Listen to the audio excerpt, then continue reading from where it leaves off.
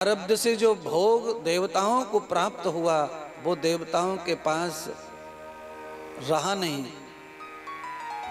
बार बार उनसे छिन जाता। वो क्यों चला जाता सुख? क्योंकि देवताओं को कभी कोई सत्कर्म करने का अवसर नहीं मिलता। इस कारण जो पुण्य था वो क्षीण हो जाता और जो संपदा थी वो पुण्य के अभाव में नष्ट हो जाती। सबके साथ ऐसा ही होता है। जिन लोगों का काम बनते बनते बिगड़ता है, जिन लोगों का व्यापार चलते चलते थम जाता है, या जिनकी फसल के ऊपर इस प्रकार का दैवीय प्रकोप हो जाता है,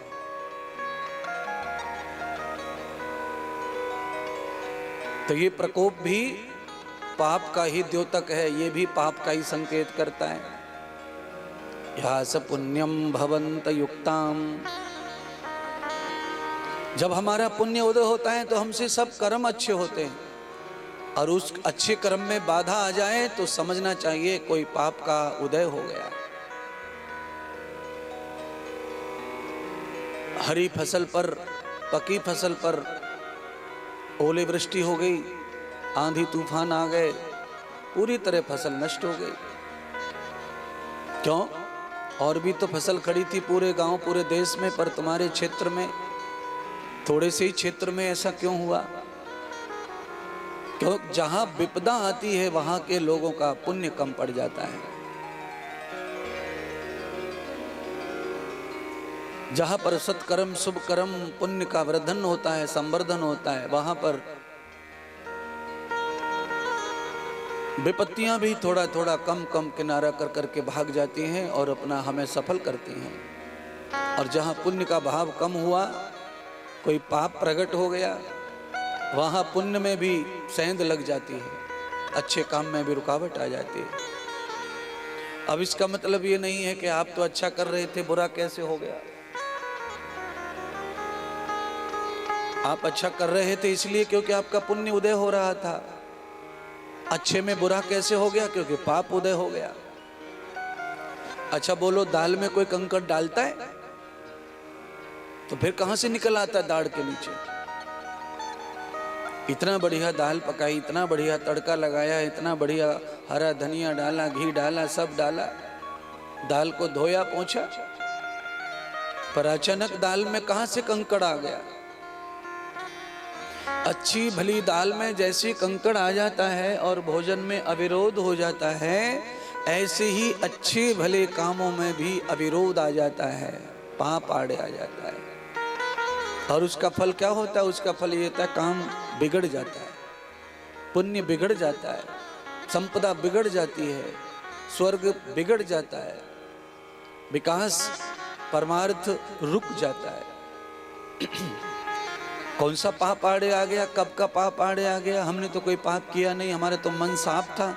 अरे भैया, मन आज तो साफ होगा मन, पर जन्म जन्मों का साथ में चलता है। ना जाने कौन से दिन कब क्या गलती हो गई और उस गलती का फल कब कहां मिलेगा, ये किसी मनुष्य को समझता नहीं है।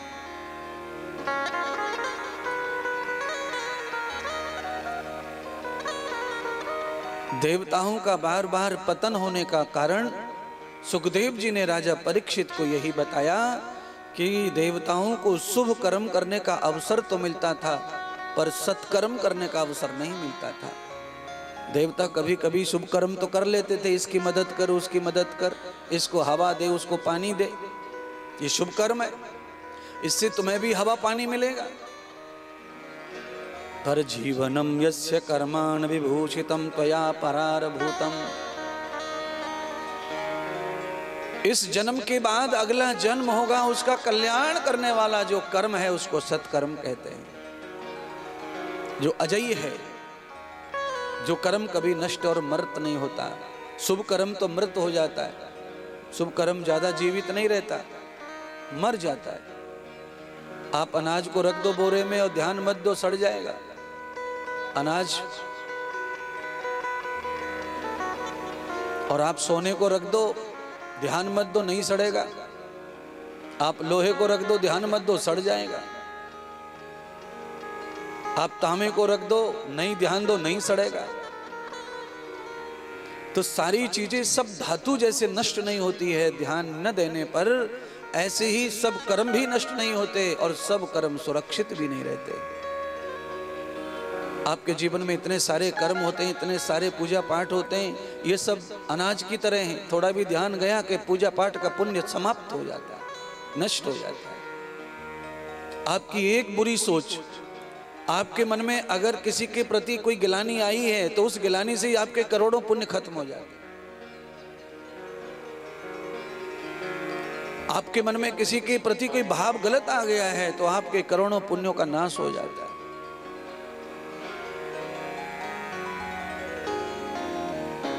एक गोली पेट में गलत चली जाए तो करोड़ों जैसे बैक्टीरिया मर जाते हैं ना, ऐसे ही पुण्य भी समाप्त हो जाते हैं।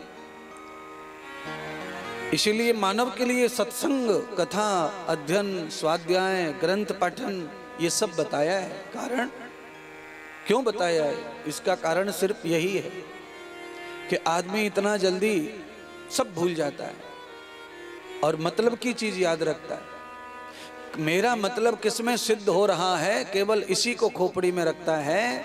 इस कारण उसका मतलब तो सिद्ध क्या होगा, पर उसके पुण्यों का जो क्षय क्षय क्षय होता है वह भी उसे नहीं समझता है।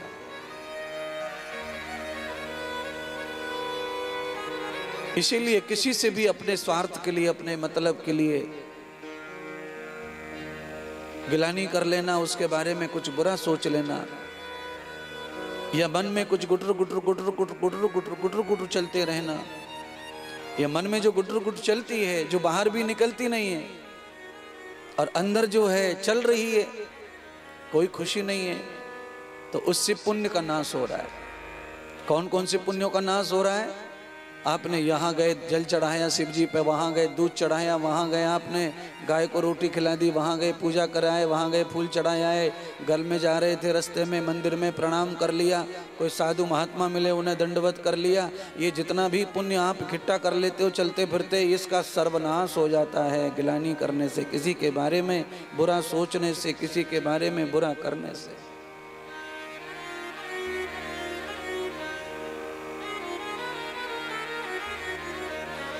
आप अच्छा करने निकले हैं तो अधार वेधार कृतमोह लजातां। हवन में बैठे बैठे आदमी के मन में न जाने कितने प्रकार के भाव आते रहते हैं। हवन भी करता रहता है और दूसरी दूसरी बातें भी उसके मन में चलती रहती हैं। चालू हवन में लोग चिल्लाते रहते, चीखते रहते, ओम स्वाहा। अरे ओ दिख नहीं रहा तुझे? वो कहां रख रहा है? उसको उठा के लाए, इधर रख। ओम स्वाहा। अरे यहां क्यों बैठ रहे हो? वहां पीछे हटो, पीछे हटो। ये हाल है हवन करने वाले पंडितों का। पंडित का मतलब जो हवन कर रहा है।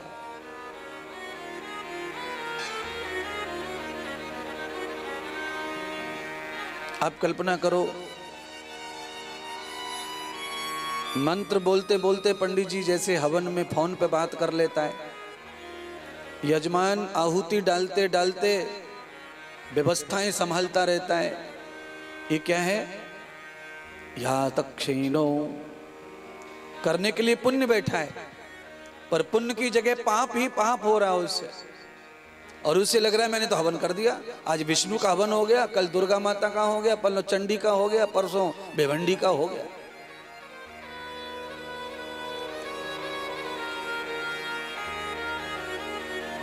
हमें भी हवन ही दिख रहा था,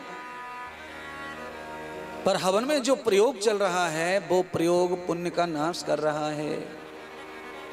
अच्छा बोलो, गंगा जी में कोई डूबने के लिए नहाता है कि अचानक डूब जाता है? ज्यादातर तो लोग अचानक डूबते हैं। नहाने के लिए जाता है वो, डूबने के लिए नहीं जाता। डूबने वाले नहाते नहीं, वो तो कूद ही पड़ते हैं। वो नहाने के लिए नहीं जाएगा जिसे डूबना है। पर कभी कभी नहाते नहाते डूब जाते हैं XYZ, उसका रीजन भी वही है जो मैं कह रहा हूं, उसका भी वही रीजन है। आप गंगा नहाने के लिए गए हैं तो आप कैसे डूब रहे? आपको अचानक ये कष्ट कैसे आया, ये दुख कैसे आया? और आपके साथ वाले लोग अब जो रो रहे हैं, तड़प रहे हैं, चिल्ला रहे हैं, चीख रहे हैं, ये सब लोग कैसे शामिल हो गए तुम्हारे साथ? क्योंकि कोई तो मन में गिलानी लेकर स्नान किया है, कोई तो मन में फालतू बात लेकर स्नान किया है, कोई तो अपराध, कोई तो पाप साथ में लेकर के स्नान किया है। वो एक ही पाप ऐसा पड़ जाता है कभी कभी कि आदमी के पाप धोने की जगह पाप डुबो के पीछा छोड़ते हैं। तो इसलिए संभल करके पूजा पाठ, ध्यान, भजन, कथा, यज्ञ सब आयोजन आदमी को एकदम फ्री दिल से करने चाहिए। कच कच कच कच कच कच कच ऐसे दिल से कथा नहीं, ऐसे दिल से हवन नहीं, ऐसे दिल से पूजा नहीं, ऐसे दिल से यज्ञ नहीं, ऐसे दिल से कोई गंगा नहाना नहीं, ऐसे दिल से तीर्थ में जाना नहीं।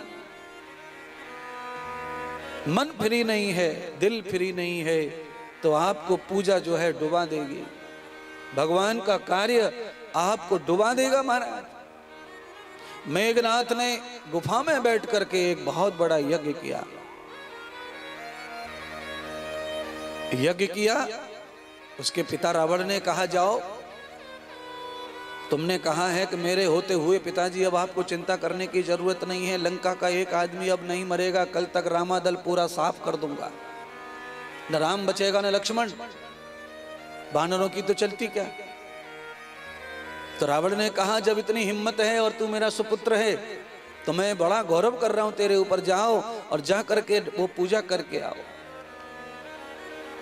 अब आप कल्पना करो, पूजा करने के लिए मेघनाथ गया, महाप्रतापी ब्राह्मण, महाज्ञानी का पुत्र इंद्र, मेघनाथ कोई और नहीं था, इंद्र का ही अवतार था, मेघनाथ का एक नाम इंद्र भी था। अब आप ये कल्पना करो कि मेघनाथ यज्ञ करके, तप करके, जप करके, अनुष्ठान करके आया और मर गया।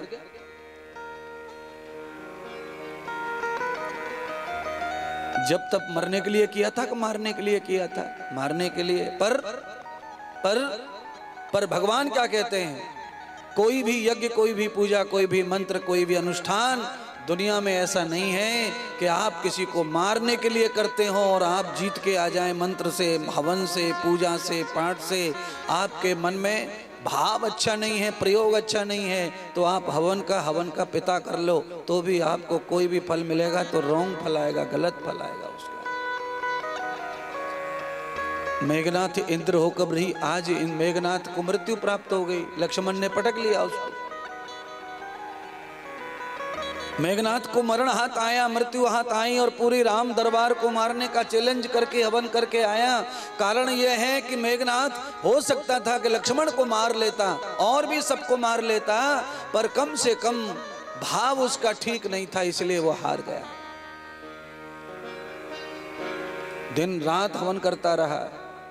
महाराज, अग्नि में आहुति डालने से केवल पुण्य नहीं मिल जाएगा, आहुति के साथ आपका समर्पण क्या है हवन के प्रति, आपका भाव क्या है पूजा के प्रति, वो आपको और फल प्रदान करता है। अगर आपका समर्पण कुछ नहीं है, भाव कुछ नहीं उसके प्रति, आप इसी झंझट में लगे हैं कि इसका क्या करना, उसका क्या करना, तो फिर आपको कोई परिणाम नहीं मिलेंगे किसी अनुष्ठान के। अनुष्ठान का मतलब केवल पूजा पाठ नहीं है, अनुष्ठान का मतलब है यह दिव्य जीवन। इस जीवन का भी तभी रहस्य आनंद देता है जब लक्ष्य की ओर ध्यान देते हो और बाकी चीजों को दुर्लक्ष्य करते हो। पर आप बाकी चीजों पे ज्यादा फोकस कर रहे हो और लक्ष्य पर कम ध्यान कर रहे हो, तो आपका हानि होगी। ना अगरबत्ती काम आएगा, ना दीप बत्ती काम आएगा, ना दिया काम आएगा।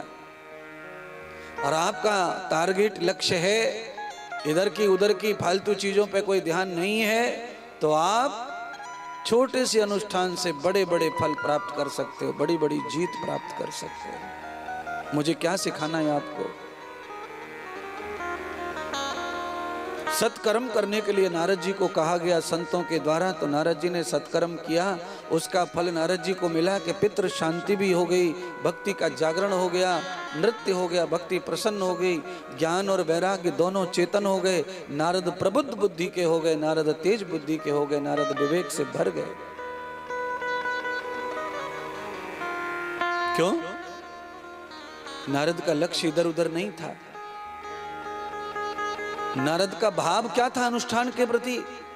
नारद का भाव था कि भक्ति प्रसन्न हो, ज्ञान बढ़े मेरा, विवेक बढ़े मेरा, और मेरे पितरों का कल्याण हो, कोई दुखी न रहे समाज में। जिसको जिस तरह सुख चाहिए, जिसको जिस तरह सुख मिलना चाहिए, जिसकी जैसी इच्छा हो वह पूर्ण हो, ये भाव लेके नारद जी निकले। तो नारद जी को इसी भागवत ने नारद जी के सारे काम कर दिए।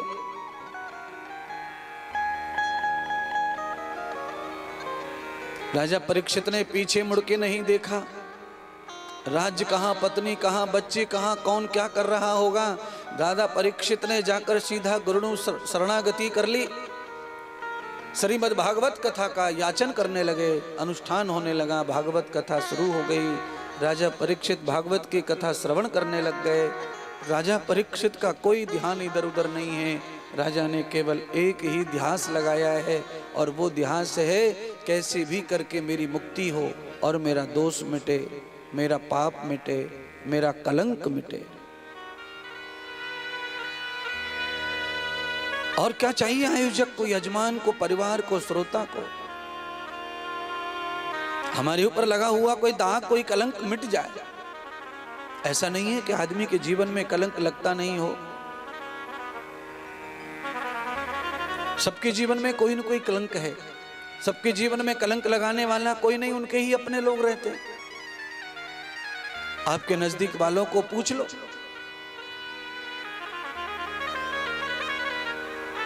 जब तक आपके साथ प्यार है, आप उनका स्वार्थ पूरा कर रहे हैं, तब तक तो आपके साथ प्रशंसा करेंगे। और जब आप उनका स्वार्थ पूरा नहीं करेंगे तो फिर आपकी बुराई करने में उन्हें कोई दुरेज नहीं है, कोई तकलीफ नहीं होती है।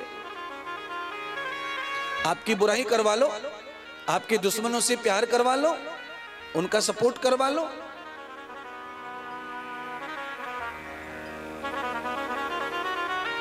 और आप उनकी हाँ में हाँ मिलाते जाओ। आप उन्हें मत समझाओ, ना उन्हें मार्ग दिखाओ, ना उनको ये बताओ कि ये गलत है कि सही है। बस उनकी इच्छा पूरी करते चले जाओ, तो आप बड़े अच्छे। आपसे बढ़िया कोई नहीं है दुनिया में, आप बड़े महान हैं।